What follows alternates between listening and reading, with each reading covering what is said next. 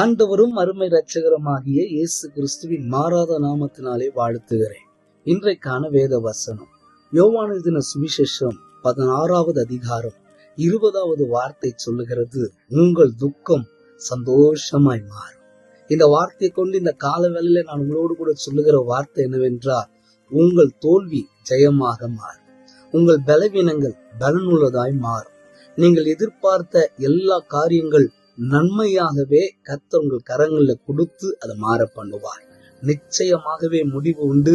உங்கள் நம்பிக்கை வீண் போகவே போகாது. கால வேலையை தொடங்கி இருக்கிற உங்களை பார்த்து பரிசுத்த ஆவியானவர் சொல்லுகிறார், உங்கள் பிரச்சனைகள் எல்லாவற்றையும் மாற பண்ணுவார். உங்கள் போராட்டங்களை எல்லாவற்றையும் மாற பண்ணுவார். உங்கள் சவால்களை எல்லாவற்றையும் மாற பண்ணுவார். உங்களுடைய எல்லா காரியத்தையும் கர்த்தர் மாற்றி அவர் உங்களை நடத்துகிற தேவன் என்பதை மகிமையாய் நிரூபிக்க போகிற ஒரு நாளாக உங்களை கர்த்தர் இந்த நாளை ஆசீர்வதித்து நடத்த போகிறார். விசுவாசத்தோடு சமாதானத்தோடு இந்த வார்த்தையை பிடித்து கொண்டு துவங்குங்கள்.